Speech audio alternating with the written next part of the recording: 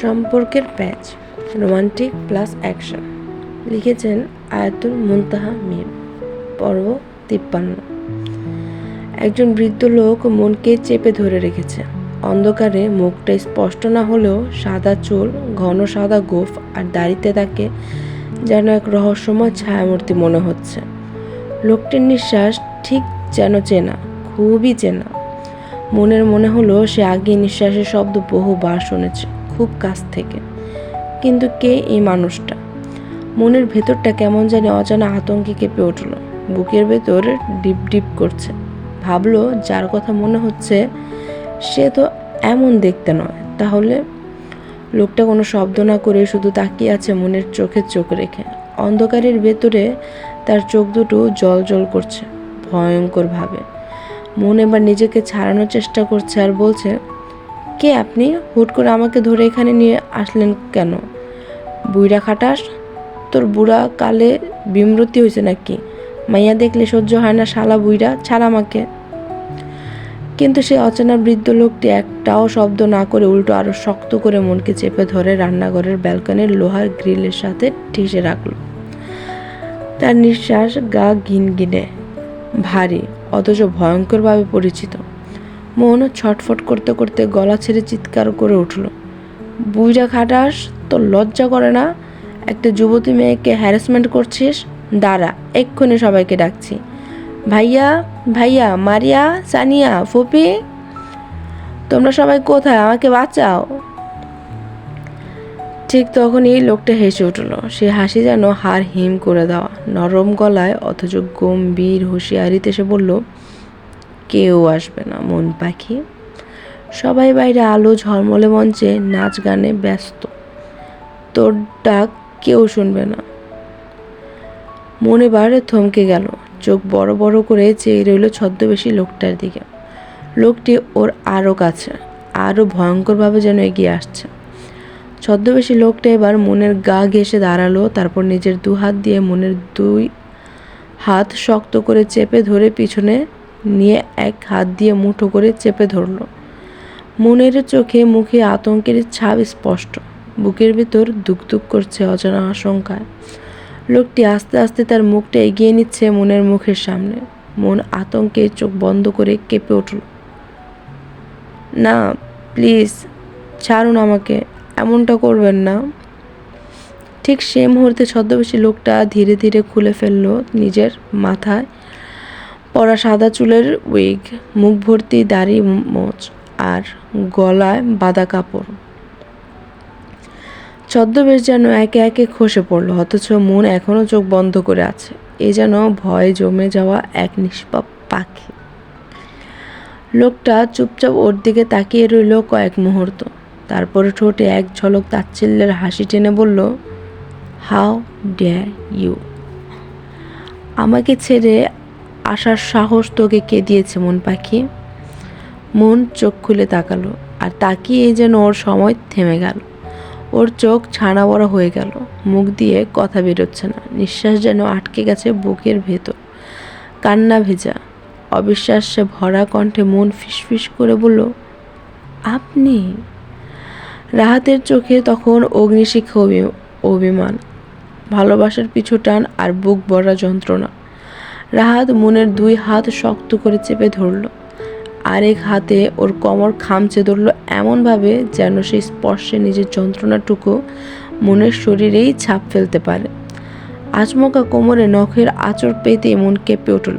চোখ বন্ধ করে নিল কিছুক্ষণ, তারপর ধীরে ধীরে চোখ মেলে তাকালো রাহাতের দিকে। রাহাত, যন্ত্রণা হচ্ছে? খুব লাগছে তো, তাই না? আমারও হয়েছিল ঠিক এখানটায়। সে নিজের বুকের ওপর হাত রাখলো, যেন ওর হৃদয়ের ভেতরের জ্বালাটা দেখাতে চাইছে। রাহাত, কি ভেবেছিলি আমি তোকে খুঁজে পাবো না? আমাকে ধোঁকা দিবি? আমাকে ছেড়ে অন্য কাউকে বিয়ে করবি? এত বড় সাহস করলি তুই? আমি সব শেষ করে দেব, আগুন লাগিয়ে জ্বালিয়ে পুড়ে ধ্বংস করে দেব সব কিছু। মন কিছু বলতে যাবে, ঠিক তখনই রাহাত হঠাৎ ওর গলা চেপে ধরে।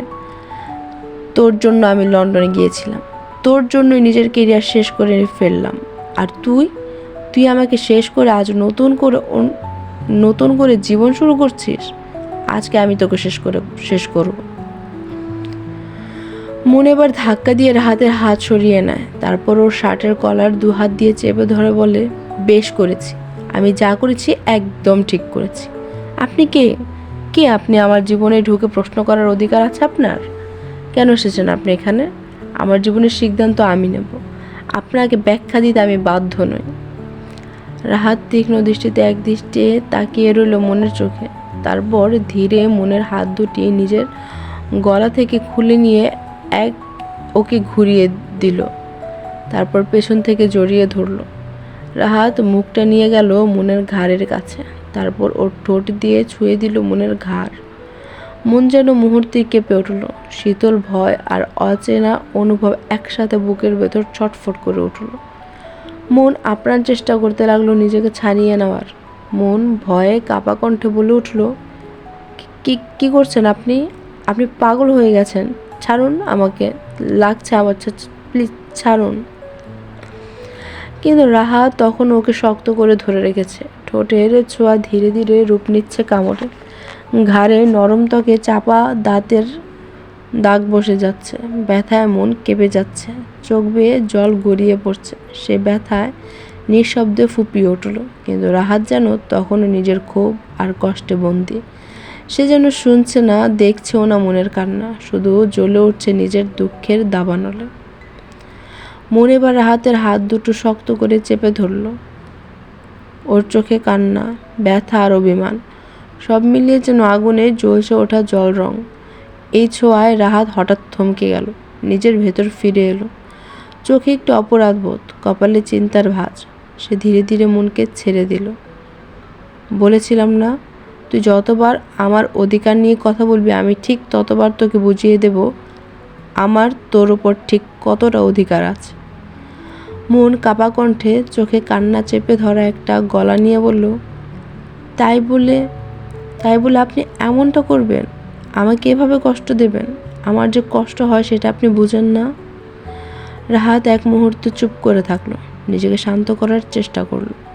চোখ বন্ধ করে গভীর একটা নিঃশ্বাস নিল, তারপর হঠাৎ নিজেকে আর ধরে রাখতে না পেরে এক ছোবলে মনকে টেনে নিজের বুকে জড়িয়ে ধরল।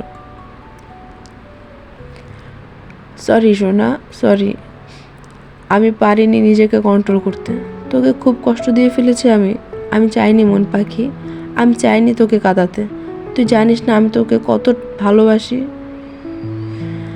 সে মনকে নিজের বুকে আরও জোরে চেপে ধরলো আর বারবার পাগলের মতো ওর মাথায় চুমু খেতে লাগলো। সেই চুমুগুলোতে ছিল তীব্র ভালোবাসা। গাড়ির ভেতরের রিয়র ভিউ মিররে বারবার চোখ বুলাচ্ছে রওশন রাইত তালুকদার। নামটা আপাতত ছদ্ম, কিন্তু চোখের দৃষ্টিতে ছিল গভীর কিছু খোঁজার তীব্রতা। ব্যাকসিটে সেন্সলেস হয়ে আছে ইনায়াত। রাইদ মাঝে মধ্যে আয়নার ফ্রেমে ওর চেহারা খুঁজে পেতে চায়, কিন্তু ইনায়াতের সে এলোমেলো চুলের ঝাপটায় বারবার ব্যর্থ হচ্ছে। হঠাৎ করে আকাশের মুখ ভার হলো, প্রচণ্ড গর্জন করে বৃষ্টি নামলো। আকাশে বিদ্যুৎ চমকাচ্ছে ঘন ঘন, আর বৃষ্টির পর্দায় রাস্তা যেন অদৃশ্য হয়ে গেল। রায় বিরক্ত নিয়ে গাড়িটা রাস্তার পাশে পার্কিং করলো, তারপর ইনায়েতের উদ্দেশ্য করে বলে উঠল, হেই, হ্যালো মিস, শুনতে পাচ্ছেন?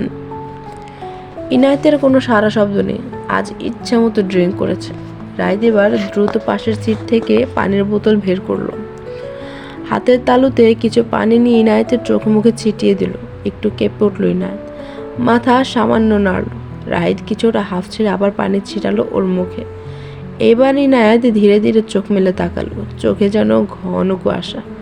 মাথাটা বাড়িয়ে শরীর নিস্তেজ। ও দু হাত দিয়ে কপাল চেপে ধরলো, চোখের পাতা দুটো যেন খোলা রাখতে কষ্ট হচ্ছে। ইনায়েত, আমি এখানে কি করছি? আমি তো ক্লাবে ছিলাম। এই ওয়েটার। ঠিক তখনই সামনে থেকে এক ঠান্ডা কণ্ঠ ভেসে এলো। রাইত ড্রাইভিং সিটে হেলান দিয়ে ঠোঁটে ব্যঙ্গ হাসি দিয়ে বলল, এই যে ম্যাডাম, এখানে ক্লাব নেই, আর ওয়েটার তো দূরের কথা, মাতাল হয়ে সব ভুলে গেছেন নাকি? ইনায়েত তাকালো তার দিকে, চোখ কুঁচকে গেল, মাথায় হাত বুলিয়ে অস্পষ্ট গলায় বলল, আপনি আপনি কে? ঠিক চিনতে পারছি না। রাইদ এবার পিছনের সিটে ঘুরে তাকালো, চোখে বিরক্তির ঝলক নিয়ে বলল, আমাকে আপনি চিনবেন না, চিনতেও হবে না, কিন্তু আগে আয়নায় নিজের মুখটা দেখুন। আমি ছেলে হয়ে এতটা ড্রিঙ্ক করি না, আর আপনি মেয়ে হয়ে 10 থেকে 15টা ভোটকা প্যাক মেরে জ্ঞান হারালেন। কি সাহস ম্যাডাম! ইনায়েত চুপ করে রইল, ওর চোখে মুখে অস্বস্তির ছাপ ফুটে উঠেছে। বৃষ্টির শব্দ তখনও গাড়ির কাছে পড়ছে টিপ টিপ করে, আর ভেতরে জমে উঠেছে এক অদ্ভুত নীরবতা। প্রায় আধা ঘন্টা হয়ে গেছে।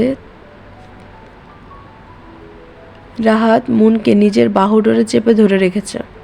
ভেতরের যত রাগ, অভিমান, কষ্ট সব যেন গলে গেছে এই নীরব আলিঙ্গনে।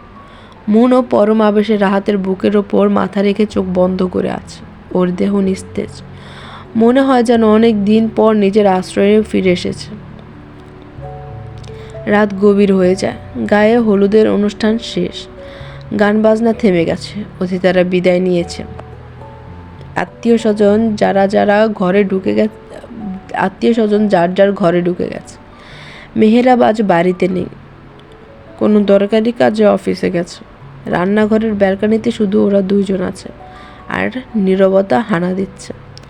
হঠাৎ সে নীরবতা ভেঙে রাহাত মুনের কানের কাছে ধীরে বলে উঠল, তুই জানিস তোকে আমি কেমন পাগলের মতো খুঁজেছি, কোথায় কোথায় খুঁজেছি।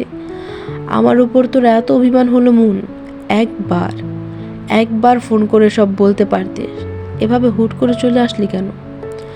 মুন চোখ বন্ধ করে রাহাতের বুকে মুখ লুকিয়ে রাখে কিছুক্ষণ, তারপরে ধীরে চোখ মেলে, ফুসফুসে জমে থাকা হাহাকার এক নিঃশ্বাসে বের করে বলল, সবাই আমাকে অবিশ্বাস করেছে রাহাত। এক মুহূর্তে সবাই আমাকে কলঙ্কিত করে দিল। রাফাত আমার জীবনটা নষ্ট করে দিল। আপনি বিশ্বাস করুন, আমি কিচ্ছু করিনি। আমি জানি না কিভাবে আমি ওর ঘরে গিয়েছিলাম, আমি সত্যি জানি না। আপনি বিশ্বাস করুন, প্লিজ বিশ্বাস করুন। মুনের কান্না রাহাতের বুক ভিজিয়ে দেন। রাহাত চোখ বন্ধ করে নিজের ঠোঁট মুনের কপালে ঠেকিয়ে রাখে অনেকক্ষণ, এক নিঃশ্বাসে যেন সব যন্ত্রণা গিলে ফেলে। রাহাত ধীরে মুনের মুখটা নিজের দিকে ঘুরিয়ে নিল, চোখে চোখ রাখা এক অনন্ত মুহূর্ত। আর তারপর রাহাত নিচু গলায় গভীর আবেগে বলে উঠল, আমি জানি, সব জানি মুন, আমি জানি তুই নির্দোষ, তুই নির্ভেজাল, তুই নিষ্পাপ, নিষ্কলঙ্ক। এই পৃথিবী যদি তোকে 1000টা কলঙ্কের দাগে ডেকে দেয়, তবুও তুই আমার কাছে সব সময় নিষ্কলঙ্ক থাকবে, আমার মন পাখি হয়ে। একটুও নষ্ট হবি না, কারণ আমি তোকে চোখ দিয়ে না, মন দিয়ে দেখি, বিশ্বাস দিয়ে অনুভব করি। রাহাত এক নিঃশ্বাসে মনকে আবার নিজের বুকে জড়িয়ে ধরল, একটা শক্ত বাঁধনে, যেন সে কথা দিয়ে দিচ্ছে এই ভালোবাসার উপর কেউ আর হাত রাখতে পারবে না। হঠাৎ দূর থেকে কারো কণ্ঠ ভেসে এলো, মারিয়া। মুন, মন, কোথায় গেলি তুই? মারিয়ার গলা কানে যেতেই মন চমকে উঠল। রাহাতের বাহু থেকে নিজেকে এক ধাক্কায় ছাড়িয়ে নিল সে। মন চোখ বড় করে বলে, এই রে, মারিয়া এসেছে, এখন কি করি? আপনাকে যদি দেখে ফেলে, তাহলে তো একেবারে কেলেঙ্কারি হয়ে যাবে।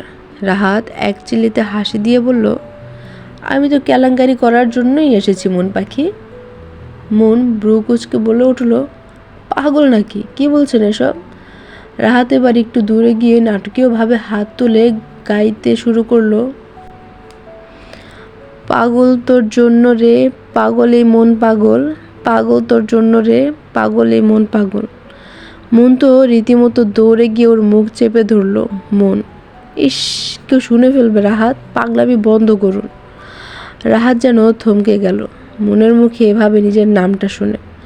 গানের আওয়াজে মারিয়া রান্নাঘরের দিকেই ছুটে এসেছে। দরজা ঠেলে ঢুকিয়ে চারিদিকে তাকিয়ে বলল, এই রান্নাঘরে কেউ নেই তো, তবে গান গাইল কে?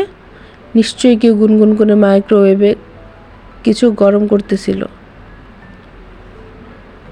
মারিয়া সন্দেহে রান্নাঘরের কোনায় কোনায় তাকাতে লাগলো। পেছনে লুকিয়ে থাকা রাহাত আর মুন দুজনেই নিঃশ্বাস আটকে দাঁড়িয়ে রইল। রাহাত এই সুযোগে মুন এর গলায় আলতোভাবে চুমু খেলো। হালকা একটা শিহরণ বয়ে গেল মনের শরীর জুড়ে। ও হঠাৎ মুখ থেকে এক অদ্ভুত শব্দ বের করে উঠল, একটু চাপা, একটু থমকে যাওয়া, যেন নিজের ভেতরের আবেগ সামলাতে পারছে না। ঠিক তখনই মারিয়া দৌড়ে রান্নাঘরের বারান্দায় এসে হাজির। মারিয়া চোখ বড় বড় করে চেঁচিয়ে, এই কি, হায় আল্লাহ, মুন তুই! দৃশ্যটা এক মুহূর্তের জন্য থমকে গেল। রাহাত তখনও মনকে ধরে রেখেছে, ঠোঁট এখনো ওর গলায়। মন রীতিমতো অবাক, চোখ গোল হয়ে গেছে, মুখ লাল। রাহাত ধীরে মাথা ঘুরিয়ে মারিয়ার দিকে তাকালো, ঠোঁটে সেই দুষ্টু হাসি। আরে এটা কি, আমার শালিকা নাকি? শালিকার কপাল দেখি বেশ ভালো, বন্ধুলাভাই রোমান্স চোখের সামনে লাইভ দেখতে পেয়ে গেল। মারিয়া চোখ ঘুরিয়ে মস্করা করে বলল, আল্লাহ, আমি তো ভেবেছিলাম রান্নাঘরে বিড়াল ঢুকেছে, এখানে তো দেখি বাঘ সিংহ মিলে পিকনিক করছে। আজ এই পর্যন্তই। আগামীতে আবার আসবো নতুন আরেকটি সুন্দর এবং রোমাঞ্চকর পর্ব নিয়ে। সবাই ভালো থাকবেন, and please like, share and do subscribe আমার ছোট্ট উপন্যাসের পৃথিবী। Thank you.